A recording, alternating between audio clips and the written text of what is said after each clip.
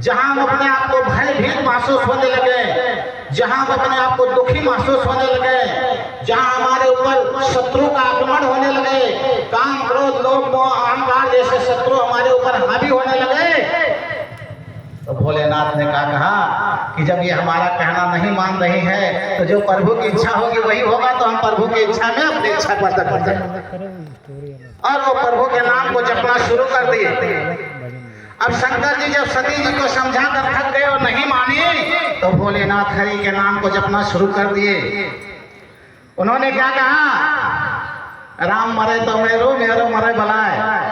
अब जो प्रभु चाहे वही हो, अब हमें कोई चिंता नहीं है, जो इनकी इच्छा का है अच्छा बुरा करने दो। तो इसी तरह से जब संसार से हम हार जाएं, जब दुनिया में हमारा कोई सहारा ना रह जाए, तभी भजन करना शुरू करो। हमारे पास तो जितने आते हैं सब संसार से हारे हुए आते हैं, लेकिन कहें भजन करो तो कोई नहीं तैयार होगा। मैं किसी को नहीं कहता हूँ, हमारे गुरुजी ने जब मुझे छोड़ा आदेश दिया बेटा जाओ आप यज्ञ करने का अनुमति दे रहे हैं, तो हम कहें गुरुजी जिंदगी में तो हमने मांगा नहीं, कैसे मांग पाएंगे। तो हमारे गुरुजी ने क्या कहा, अरे मर जाओ मांगो नहीं अपने तन के काज। कहें बेटा मर जाना लेकिन मांगना नहीं, तो हम कहते फिर कैसे, कहें मेरा आशीर्वाद रहेगा।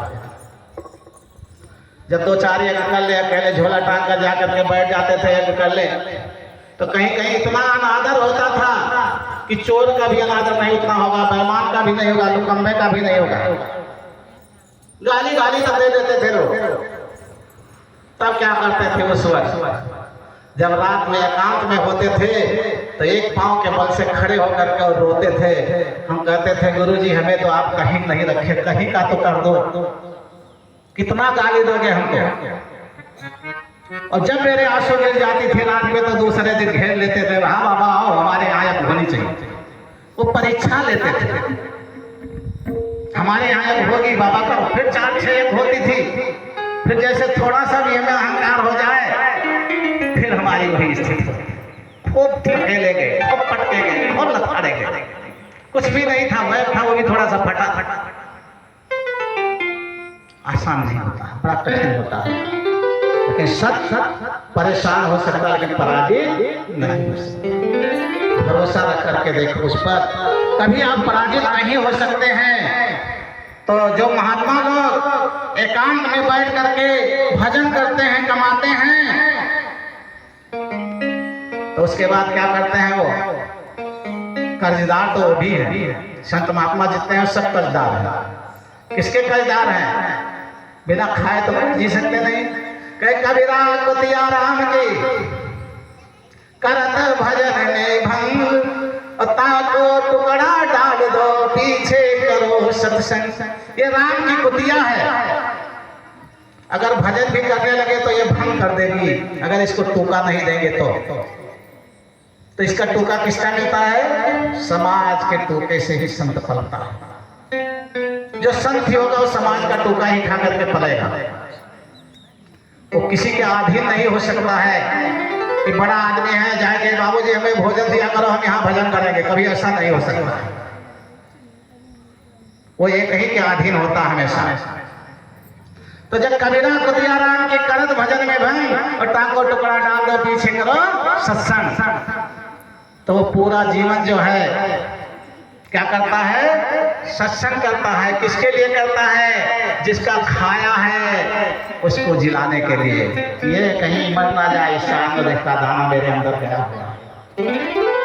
सुदामा जी के लिए जब भगवान ने विश्वकर्मा को भेजा कि जैसे द्वारकापुरी बना है ऐसे सुदामापुरी बना दो जाकर के, सुशीला जी खड़ी होकर रोने लगी, नहीं पर वो मुझे नहीं चाहिए। विश्वकर्मा भगवान से मना कर दे, मुझे नहीं चाहिए। क्यों? कहीं जिसके जिसके घर का भिक्षा में खाई हो पहले उसका मकान बनवा दो। विश्वकर्मा भागे प्रभु जी के पास पहुंच गए। प्रभु जी वो तो कहती है मुझे नहीं चाहिए, जिसके जिसके घर का भिक्षा है उसका बनवा दो। भगवान ने कहा भाई आदेश का पालन करना पड़ेगा। तो पहले जहां जहां की भिक्षा खाए थे सुदामा जी वहां का बना, उसके बाद सुदामा जी। तो इसलिए संत कभी अपने लिए नहीं मरता है, संत संसार के लिए मरता है। और संसार में सभी संत हैं, आप सभी लोग संत ही हो। कम से कम 10,000 जनता के बीच में से 100-200 जनता आए, संत नहीं हो क्या हो? कम हो? इसी को संत कहा जाता है। संत और कहीं से अलग से नहीं आए हैं। अब इसी में से 10-20 लोगों को हमारी बाणी भी आ जाएगी, दिल में लग जाएगी कि कोई बाबा आए थे, वो कहे थे कि हाँ भगवान का नाम लिया करो, जप किया करो, ध्यान करा करो, भजन करा करो, साधना करना करो। कोई करने लगे, उन्हीं की वजह से नैया चलती पार होती। कैसे करती है नैया, आज बता देते आप लोग, ध्यान से सुनिए। एक बस जा रहा था यात्रियों का, पूरा यात्री भरा बस जा रहे थे। उसके बगल में बिजली गिरी, ड्राइवर सकमका गया। थोड़ी दूर और गया, फिर ड्राइवर के बगल के शक्कर के गिरी। ड्राइवर गाड़ी खड़ी कर दी। जब गाड़ी खड़ी हो गई तो ड्राइवर कहा, भाई इसमें कोई एक ऐसा आदमी पापी है जिसकी वजह से सभी लोग मर जाओगे, नहीं वो निकल कर जाओ, पहले दूर खड़े हो। सब कांपने लगे। कहीं वो पीपल का पेड़ छू करके एक आदमी वापस आओ, जो पापी होगा वहां पहुंचेगा, मर जाएगा, कोई ना जाए। ड्राइवर पहले गया, पीपल का पेड़ छू करके आया, बैठा।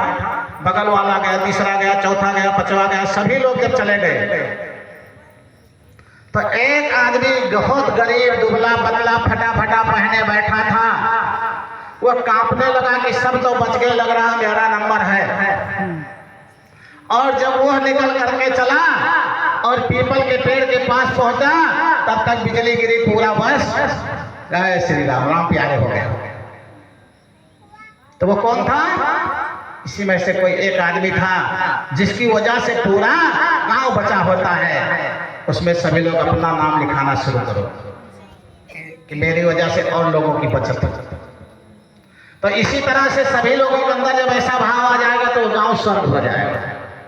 अगर आप लोग सत्संग सुनते हो, कथा सुनते हो, तो आप लोग ये भी मेरी बात मानो कि उस हजारों में से पहला नाम अपना लाओ। कौन सा नाम? प्रभु के नजदीक रहने वाला नाम। कि प्रभु के नजदीक कौन रह सकता है?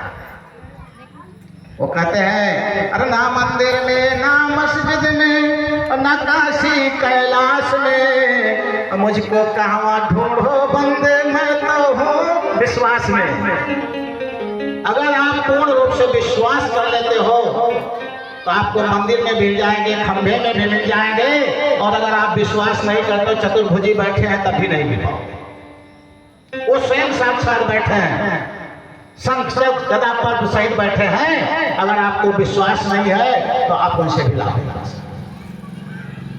इसलिए विश्वास नाम हमारे परमपिता परमात्मा भोलेनाथ का है, और श्रद्धा नाम हमारे माता जी का है, माँ काली का है। श्रद्धा प्राकृत है और विश्वास परमात्मा है। जिसके अंदर श्रद्धा है उसके ऊपर प्राकृत पसंद होती है, और जिसके ऊपर विश्वास है उसके ऊपर परमात्मा पसंद होते हैं।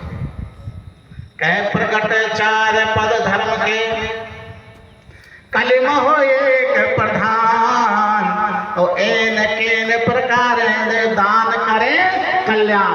कलयुग में केवल एक ही कल्याण का रास्ता बचा है। अगर हम दान कर सकते हैं तो मेरा कल्याण हो सकता है, बाकी इसके अलावा पार होने का कोई रास्ता नहीं है। इसलिए आदमी को सब जगह चूक जाना चाहिए, धोखा हो जाए, लेकिन अगर कहीं दान देने का मौका आ जाए तो वह नहीं चूकना चाहिए। क्योंकि जो जल बाढ़े नाव में, और घर में बाढ़े दान, और दोनों हाथ उलचिए यही सयाना काम। जैसे आप नदी में जा रहे हैं और नदी में छेद हो गया, पानी भर रहा है, उस वक्त दोनों हाथ से जल को उलटना चाहिए। आपके घर में कमाई आने लगी और पूरा खाने के चक्कर में इतना डॉक्टर को देना पड़ जाएगा, इतना पुलिस को देना पड़ जाएगा, इतना पड़ोसी को देना पड़ जाएगा। और अगर दान करने लगे तो हमारा जो रहेगा सब पवित्र रहेगा। ना डॉक्टर ले जाएगा, ना पुलिस ले जाएगा, ना चोर ले जाएगा, कोई नहीं ले जा पाएगा, ना ठग ले जा पाएगा। इसी भेष में तमाम ठग पड़े हुए हैं जो धोखा दे दे करके ले जाते हैं। वो खुद धोखे में पड़ जाते हैं और आपको भी धोखे में डालकर चले जाते हैं। तो ठग से भी बच जाओगे। इसीलिए अपने अपने कल्याण के लिए लोगों को, आदमी को अधाधुन करना चाहिए, दोनों हाथ उलटना चाहिए। इसलिए ये जीवन बना हुआ है। कलयुग में दान ही कल्याण का साधन है और दूसरा साधन नहीं हो सकता है। तो सभी लोगों को एक छोटी सी भजन होनी चाहिए, क्योंकि हनुमान जी भी ने कहा है विपद से बचने के लिए क्या कहा है? अरे कहा है मंत विपत प्रभु सोई, कहा है हनुमंत विपत प्रभु सोई, जब तब सुमिरन भजन न होई, जब तब सुमिरन भजन न होई, अते हरि कृपा जाय पर होई, अति हरि कृपा जाहि पर होई, पावियै यहि मारग सोई, पावते ही मारग सोई। भगवान की। ये जो आप लोग आए हैं प्रभु की अति कृपा है। कृपा तो सबके ऊपर है, लेकिन जो कथा सत्संग में आता है उसके ऊपर प्रभु की अति कृपा होती है। इसीलिए एक छोटी सी भजन हो जाए। भजन एक छोटी सी